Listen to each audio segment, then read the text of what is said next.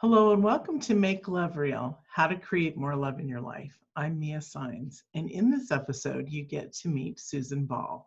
Now, I met Susan several years ago. She's in the self-love field. She's in the relationship field. She's one of my peeps, and she's really very special to me. She's a very special woman. So I'm excited because her message is similar to mine in the empowerment of women, in the love of women, and in the fact that looking at our interior and healing that is where it all begins. So welcome, Susan. It's lovely to have you.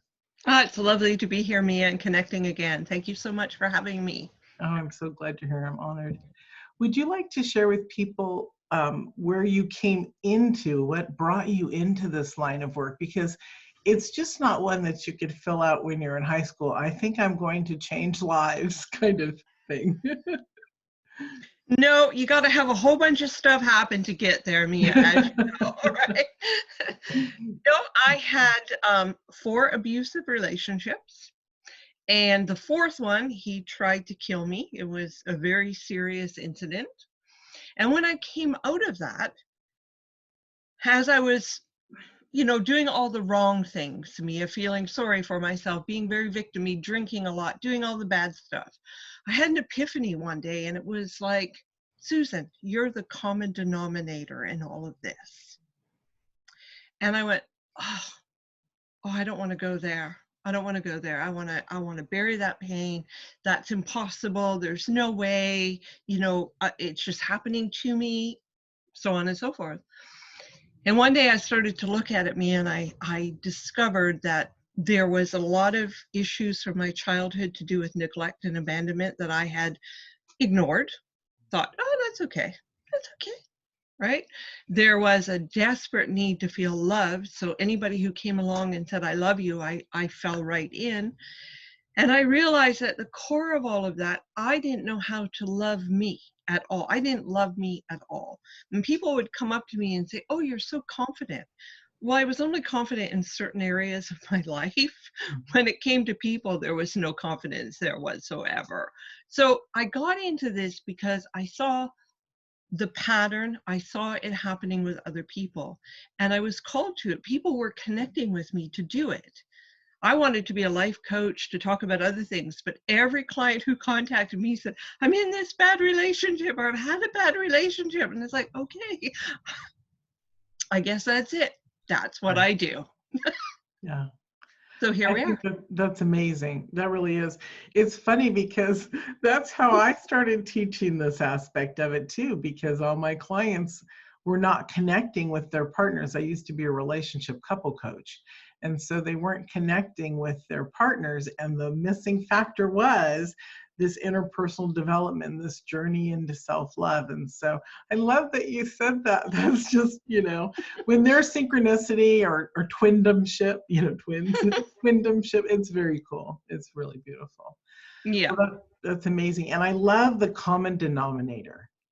I'm the common denominator. You're the common denominator. That's really an evolved concept in itself, because how many people can actually look at their life, right, and go, wow, this is me, or unless maybe that's me that I just didn't see that personally. But it's interesting when someone comes up with the notion, the concept, the understanding that they're the one thing, right, that's in that space moving along. That's really powerful. It was not necessarily the moment where I started healing, because for a while, and I'll be quite honest to everyone who's listening, I wanted to hang on to that victim space that I had, and actually facing being the common denominator. And maybe there was something in me that was unhealed or unattended to, or needed to be excavated and actually held in front of me and loved, was not something I was ready to do. But it was like, how can I explain it? It was like somebody who kept poking me with a needle all day long. Ooh, hello, common denominator. Yeah. You want to talk about this? Nope. Because I knew somewhere intuitively, Mia, that I had to go and deal with all of this stuff. Yeah. And before relationship number 4, Did that trigger you? Were you aware of that, or did that come afterwards? After. After, It was wow. after. Mm-hmm. It was after, and I thought, I went from the first one right through all four of them and to the fourth one. And at the end of that, I could see that the abuse had escalated, Mia. Mm-hmm. Mm-hmm. So what I was allowing, I was so lacking in connection Mm-hmm. that I was actually opening myself up to greater abuse somehow, Yeah. if that makes sense. So interesting, these paths that each of us take, right? And because we're so uniquely different according to how we were born and our parents and all that stuff, it's really fascinating to me. I study people, I'm a research into this whole discovery of our interior self, that it's fascinating, the developmental stages and the aha moments and what we allow in. Fascinating. Just like you, we've talked to people who say, I don't like myself. That's the one thing that I was confident about. I liked myself. I was an introvert and I had abuse from my mother. My sibling, or my youngest, no, he's not my sibling. He has been in a past life many times, but my son, my oldest son, he told me that he didn't like himself. And I can, I knew that growing up. But you don't want to hear that. And I'm like, how can you not like yourself? How can you at least not have that piece? And so many, as we know, as we work in this industry, it's rampant that that's the way it is. And it's interesting, the diversity in which we see this stuff. And that's why you and I stand in the place of we love you and you're whole and you're not alone. And it's powerful, powerful stuff to witness somebody's pain like that, watch them shift and change, and then watch them stand tall. It's really beautiful. Yeah, I feel very honored to be able to work with women in this space of, it's almost a coming out to me. Mm-hmm. It's this, the theme that I see is that when you say to women, you have twisted love stories from your childhood that are unhealed, they automatically go into, oh, I wasn't abused, I wasn't spanked, nobody sexually abused me. Well, they're not always that clear. Mm-hmm. Mm-hmm. They're not always those big things. Mm-hmm. They can be that your father was a workaholic and never home. Mm-hmm. It can be that your mother had an affair that created a whole bunch of a different dynamic in the house. It can be just that your mother and father bickered all the time. Mm-hmm. Or whatever it was, but that gets planted and you normalize that as a pattern of love. So when you get into a relationship with a guy and he says, oh, well, you're just a fat idiot and without me you'd be nothing, you're like, oh, kind of how it goes. Mm. Right? Yeah. That's the way mom and dad related to each other, so it's normal in a certain way. Right. So it's not necessarily the big stories that are the issue. It can be one episode somewhere along the line. One of those painful things that holds us down. That it's like clothes on a clothesline. You see that in the wind, they're flapping and flapping, but they're held by one pin, right? So it could be that one clothespin, literally, that's holding this story together until it's not. Yeah. Exactly. And you have to let it go. You have to undo that pin and let it go. And it's finding that story that is your healing journey, that begins your real healing journey. And it's not about blame or shame for your parents, because I'll tell you, I had a lot of emotional abandonment, physical abandonment from my family, my mother especially. But when I really looked at her, when I started my healing journey, I could see where she was coming from and her hurts and her pain. And it actually made me more compassionate and love her more. That's what I was going to say. You have compassion there, baby. Yeah. Yeah. It wasn't, oh, you bitch. Right. It was like, oh my God, no wonder. Yeah. Like, the mother or father wound is so powerful in itself, right? These are the ones that we love, that are nurtured. And you stepping out to see that is really powerful. Usually we're either triggered by our own children, and then all of a sudden, bam, you have compassion for your mom or something. Or like you had this genius along the way. For me, I didn't even see her compassionately until she died. And then I realized that beautiful woman I called Mama didn't get to live the life that she wanted. And all the bitching and complaining and the taking out her frustration on us was literally her pain. She was screaming for help, and nobody knew how to help her, especially herself. It's interesting, to look at through compassionate eyes, the eyes of love instead of the eyes of judgment. It's so true, because I really, when I started and I started to recognize my story, my childhood, blah, blah, blah, the child wound, I started in that place, and I'll be right honest because I want everybody who's listening to understand it is a journey. I started in that place that I thought was right. I'm mad at you, Mom. Mm-hmm. I'm mad at you. Look what you did to me. But as I excavated and unearthed and became comfortable with my little girl and reassuring her that she was loved and safe, I was then able to look at my mom and think, wow, all of the things that she was not able to do. She was literally a woman before her time. She did not want to have children. She used to get so angry at us when we get pregnant because she'd say, you have birth control. Like, to her, it was like, why? Mm-hmm. Why are you doing this? And it was painful for us because we think, she should be happy she's going to be a grandma. But for her, it was what would you call it? It was a binding She didn't have force. A choice. She didn't have a choice in her day. She didn't have a choice. Yeah. So for a little bit of pleasure, she risked getting pregnant and then another child to feed and so on and so forth. So I could see where she was coming from. She wanted to be a singer. She never got to pursue that. There was nothing happening there.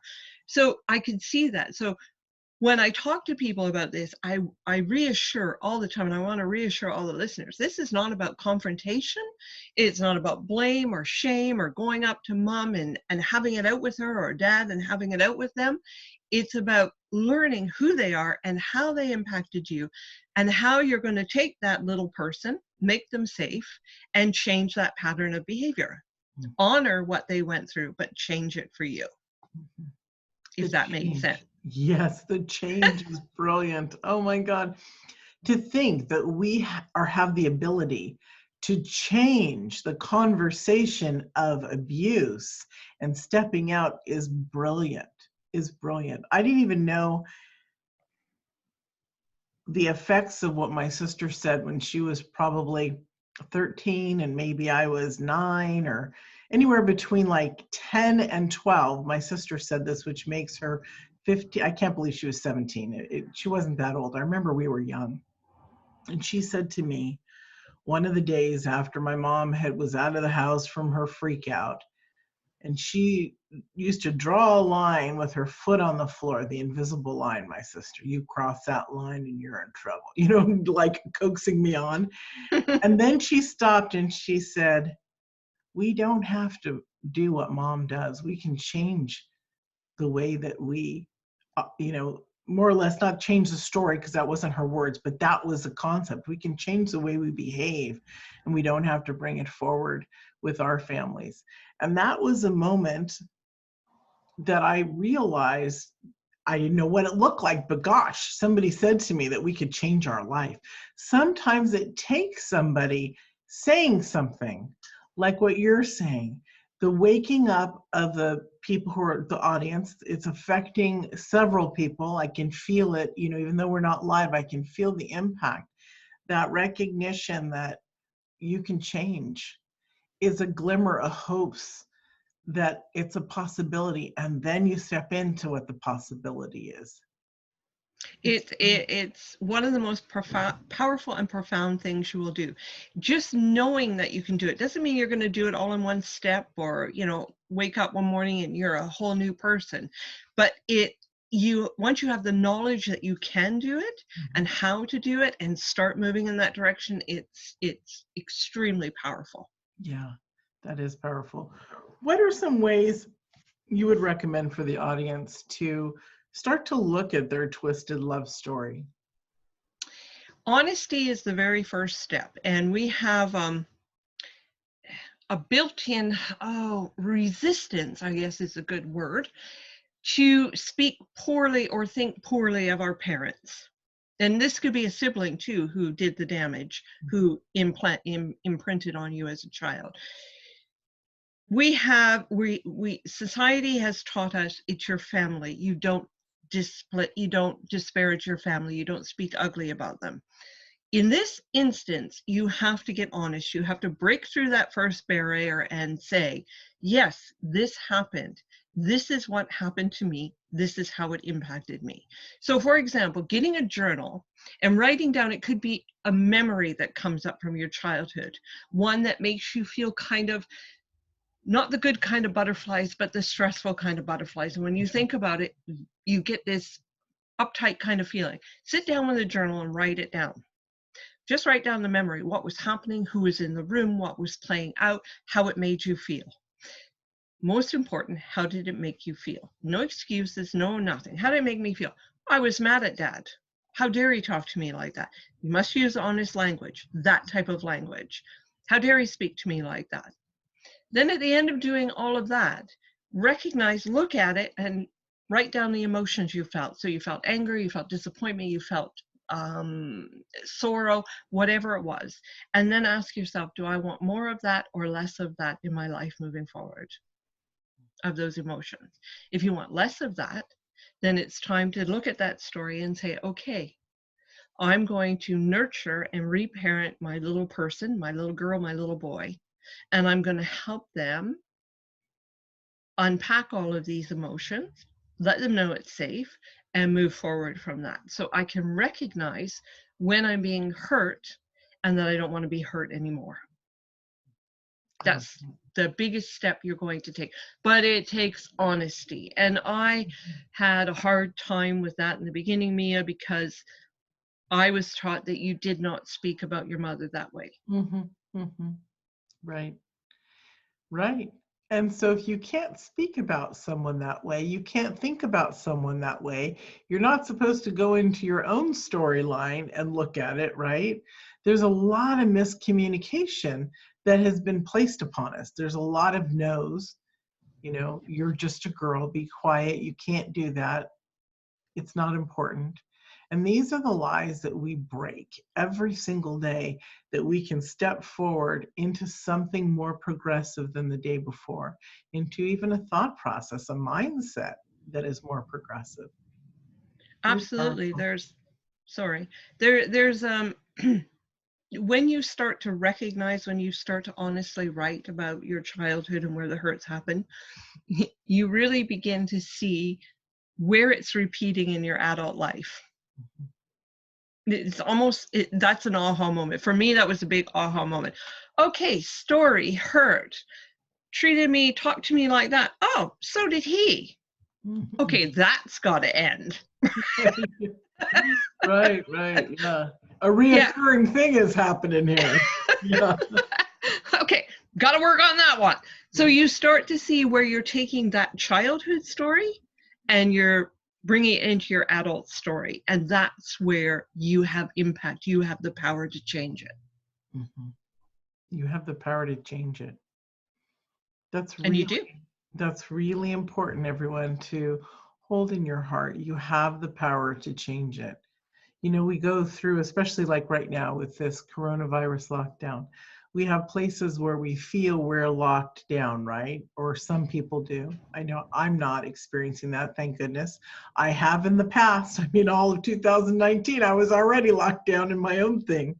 And so in that space, you have these choices, exactly like Susan's saying, to take these journeys even right now in your thoughts that could be stirring and mixing and getting all frustrated. You have the ability right now, which we're almost out of time. It goes so fast. And you have a free gift for us. And I'm believing that this free gift helps support exactly what we're talking about. Yep. My free gift is a complimentary month in my Recovery and Resilience membership site. So there's tons of tools and resources and a group. And I do lives twice a month to support people. So one is a lesson. We have a lesson every month. And then the second one is a Q&A. So bring your questions forward, because the intent of the group is to work through the tools, learn about yourself, learn where you're bumping into walls, because we do bump into walls and you don't know which direction to go. So I'm there to support you and help nourish that growth. That's beautiful. That's really powerful, because I know that a lot of people are looking at where they can look for resources right now, but being able to go into a group like that has stability, right, and guidance is very powerful. Is very powerful. And I don't mean to say this in a trite way, but really when people are popping stuff up and out in a time like this, it's beautiful to know that there are those like Susan, of course me, but like Susan, everybody, you know, the colleagues that I have on this show are people who have been around a long time. And so look at this aspect in the sense that these are legitimately long lasting, have been here, tried and true to support you guys. And if you find something somewhere else, that's okay too. I'm not saying it's not. I'm just saying I honor these men and women who have come forward to support everyone. And I think that it's a beautiful time to join Susan's group. I think it's lovely. It really is. Thank you. Yeah, it's powerful. It's time, everyone. Susan, what is on your heart and mind that you'd like to share before we say goodbye to the audience? On my heart and mind is, if you are in isolation right now or any other time that you're feeling loneliness is an emotion. This is something that is not spoken about. It's an emotion. If you are feeling lonesome, lonely, loneliness, whatever that is the perfect time to reflect on what is going on in your life and what you're seeking outside of yourself, because the emotion of loneliness indicates that you are looking outside of you for fulfillment. So when you're feeling that emotion, honor it, accept it, and say, wow, I'm feeling lonely right now. I'm going to write about what it is and what I can do to build give myself self-love. That's what it's all about. You know, it's interesting as you said that. I always try to put myself as a newbie in the shoes of wow. And what I got from that was the moments of almost my entire life until it didn't happen anymore, which probably was realistically, everyone, probably about 8 or 9 years ago. That loneliness she's talking about, we've all been there, we all know it. And it's healing the solar plex, it's healing the inner wounds, it's feeling at peace. And when you do that, obviously that's interior work. And when you do that, man, I can tell you there is nothing greater and better and deeper, right, Susan, than healing that aspect. Because we can just, there were times, and I just have to share this, because of the lockdown, I have my oldest son here and my husband, and I'm very fortunate. But if I was by myself, and my heart goes out to those of you who are by yourself, and this is a perfect time to rewatch all these shows. If I was by myself, I would be struggling. I would probably be online trying to connect with somebody, a male, you know, counterpart of some kind. And it's not always the best time to do that right now, just because the interior work is what needs to be healed in this lockdown. Because what you're getting on I believe in the chats and stuff, don't you, Susan, that you're getting probably unemotionally available men, or ones that have not worked on their emotional ability because they're feeling lonely and they're reaching out. And what's the stability? Wait a couple weeks, work on your stuff, wait a couple weeks when everybody can move around freely and begin again.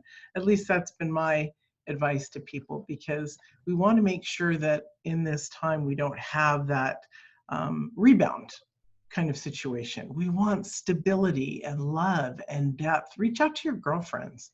Reach out to us. We're happy to give it to do a session. Listen to me, Susan. Are you willing to give someone a session? Yeah. I give 20 minutes free. It's good. Yeah. But to me, it's a very valid point. And I know we're over time, but this is a very important point. if you're fulfilling your loneliness outside of yourself and looking for somebody to do it for you, you will not identify abusive relationships. Right, right. Absolutely. And that's what we want to do. We don't want the repeat. You don't want the repeat. So you got to take a few moments of really looking inside. It's interesting, just like the mirror work that she and I teach. If you can't look at yourself in the mirror, then it's really hard. You can't look at yourself, period, right? And so be persistent. Everything that's worth it, which is you, is one step closer, and it's just one step gently in front of the other, in front of the other. Absolutely. I love that. Thank you, Susan, so much for joining us today. It was lovely to have you on. I just love these talks with you. You're great. Oh, thank you, Mia. It was a pleasure to be here. Thank you. And thank you, everyone, for joining us. And we'll see you in another episode of Make Love Real.